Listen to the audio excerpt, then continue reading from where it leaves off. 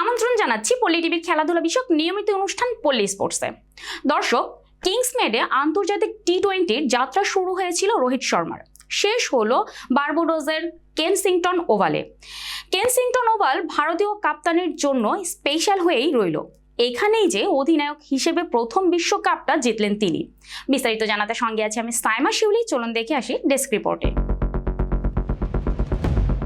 শনিবার টি-20 বিশ্বকাপের ফাইনালে দক্ষিণ আফ্রিকাকে 7 রানে হারিয়েছে ভারত। টানা 3টি ফাইনাল হারের পর রোহিতের কাছে এই দিনটি তো স্পেশাল দিনে অবসরও ঘোষণা করেছেন তিনি। রোহিতের কাছে স্পেশাল ভ্যানুটিও। সে কারণেই বোধহয় ট্রফি জিতে আবেগপ্রবণ তিনি। পিচে বসে পরে দুবার মাটির মুখে দেন টিম ইন্ডিয়ার অধিনায়ক। আইসিসি তাদের পেজে রোহিতের মাটি মুখে দেওয়ার মুহূর্তটা শেয়ার করেছে। জয়লাভের পর রোহিত 2 হাত আকাশের দিকে তুলে মাটিতে শুয়ে বিজয় উদ্যাপন করেছেন। চোখ অশ্রুসিক্ত ক্যামেরায় প্রতি মুহূর্তে ধরা পড়েছে। জবাবে এক পর্যায়ে ম্যাচ নিজেদের হাতের মুঠোয় নিয়ে এলেও স্নায়ু চাপে ভেঙে পড়ে ম্যাচ হেরে গেছে দক্ষিণ আফ্রিকা।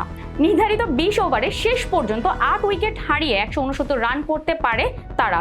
শেষ 4 ওভারে দক্ষিণ আফ্রিকার জয়ের জন্য দরকার ছিল মোট 26 রান, কিন্তু বুমরাহর করা 18তম ওভারে মাত্র 2 রান সংগ্রহ করতে পারে দক্ষিণ আফ্রিকা। 2007 সালে টি-20 বিশ্বকাপের প্রথম আসরেই শিরোপা জিতেছিল ভারত। 17 বছর পর দ্বিতীয় শিরোপা জিতল তারা।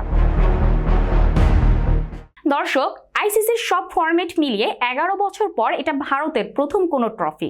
2013 সালে চ্যাম্পিয়ন্স ট্রফি জিতেছিল দলটি।